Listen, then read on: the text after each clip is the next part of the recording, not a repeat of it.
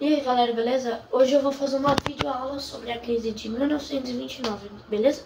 Então é isso, vamos lá. Então galera, para começar a nossa videoaula eu vou falar sobre o nome em crise. A Primeira Guerra Mundial representou uma grande mudança no cenário político e econômico mundial. Em 1918, os países europeus se viram diante de um novo concorrente de peso, os Estados Unidos. E para a gente entender a crise de 29, é importante a gente lembrar alguns acontecimentos marcantes da Primeira Guerra. Os países europeus envolvidos no conflito enfrentaram uma crise econômica muito séria. Muitas economias foram arruinadas, e a guerra não ceifou vidas, mas também devastou economias. Por exemplo, a Inglaterra, que desfrutava de um grande poder econômico no final do século XIX, viu-se no pós-guerra em meio a um cenário de desemprego e falências. O saldo da guerra foi de aproximadamente 9 milhões de mortos e inúmeras pessoas mutiladas ou com sequelas. A Alemanha foi considerada a única culpada pelo conflito devido ao Tratado de Versalhes. Agora, galera, eu vou falar sobre a economia norte-americana pós-guerra. Os Estados Unidos tiveram uma vantagem considerável em relação aos países europeus no pós-guerra. Seu território permaneceu intacto, a economia cresceu durante o desenrolar da guerra. A doutrina Monroe, que considerava a América Latina como zona de influência do capitalismo norte-americano, contribuiu para o fortalecimento da economia do país. Enquanto as potências europeias viam seus recursos se esgotarem e suas economias enfraquecerem. Os estadunidenses forneciam matérias-primas, munições, armas e utensílios para seus aliados.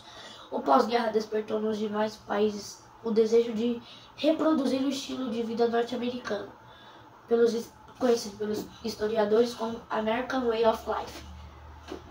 Como resultado do desenvolvimento interno dos Estados Unidos, o consumo atingiu níveis elevados. As fábricas não paravam de produzir mercadorias como roupas, calçados, rádios, automóveis, panelas, brinquedos, geladeiras, discos, fogões, alimentos enlatados, etc. Enquanto os Estados Unidos comemoravam os resultados da guerra, alguns países arruinados pelo conflito não tinham recursos para adquirir os produtos dos Estados Unidos. Então os Estados Unidos decidiram prestar um dinheiro para esses países para se recuperar economicamente e comprarem seus produtos. Por exemplo, a Alemanha recebeu auxílio por meio do Plano Davis para viabilizar o pagamento das dívidas adquiridas após o fim da Primeira Guerra Mundial. Agora eu vou falar sobre o crash da Bolsa de Nova York. Em 1929, nos Estados Unidos, uma grande crise econômica gerou um desequilíbrio na economia mundial. As indústrias norte-americanas não diminuíram sua produção devido ao crescimento econômico acelerado. Muitos empresários começaram a se preocupar com os estoques crescentes de mercadorias, levando à saturação do mercado e uma crise de superprodução. As fábricas produziram muito além da demanda existente, resultando em estoques acumulados sem compradores suficientes. Isso levou as fábricas a demitirem funcionários ou reduzir salários, o que por sua vez fez com que empregados não conseguissem honrar seus compromissos financeiros. A crise afetou tanto áreas urbanas quanto rurais, como muitos fazendeiros sem conseguir vender seus produtos agrícolas que se acumulavam nos silos já lotados. Todos esses eventos culminaram no colapso da Bolsa de Nova York em 1929, no dia 24 de outubro, conhecido como Quinta-feira Negra ou Crash da Bolsa de Nova York. A Grande Depressão atinge o mundo.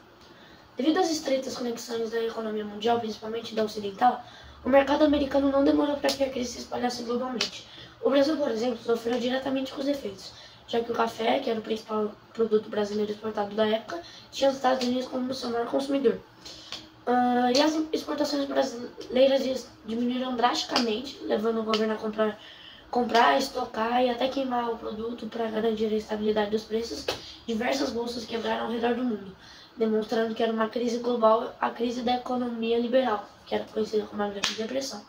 No entanto, houve um país que não foi afetado pela instabilidade e pela crise devido ao seu isolamento e à política adotada pelo seu governo da URSS, conhecida como a União das Repúblicas Socialistas Soviéticas. E lá estavam sendo implementados os planos econômicos quinquenais de Stalin. Assim, em 1932, enquanto os Estados Unidos estavam mergulhados no caos, elegeram Franklin Delano Roosevelt, como uma diferença de mais de 7 milhões de votos em relação ao segundo colocado. Agora eu vou falar sobre o New Deal. O New Deal era um programa misto com a proposta de equilibrar as leis de mercado e respeitar a iniciativa privada, com a intervenção livre e direta do Estado em diferentes setores da economia americana. Para a recuperação do país, Roosevelt precisou tomar as medidas através do New Deal, tais como investimento do Estado em obras de infraestrutura, como pontes, estradas e portos, reconhecimento da atuação dos sindicatos, proibição do trabalho infantil e regulamentação do trabalho feminino, o controle sobre os bancos e instituições financeiras, as criações de previdência social, a redução da jornada de trabalho e entre outros, com o objetivo de acabar com os excedentes agrícolas e a superprodução. As medidas de Roosevelt começaram a apresentar resultados em 1935. No entanto, foi somente a partir do final da Segunda Guerra Mundial, em 1945, que os Estados Unidos saíram definitivamente da crise de 1929. Galera, eu vou falar um pouco sobre a Lei Seca. A Grande Depressão trouxe mais problemas sociais, além do desemprego que o país enfrentava. Houve um aumento no número de assaltos, assassinatos e o surgimento de organizações criminosas como a máfia italiana.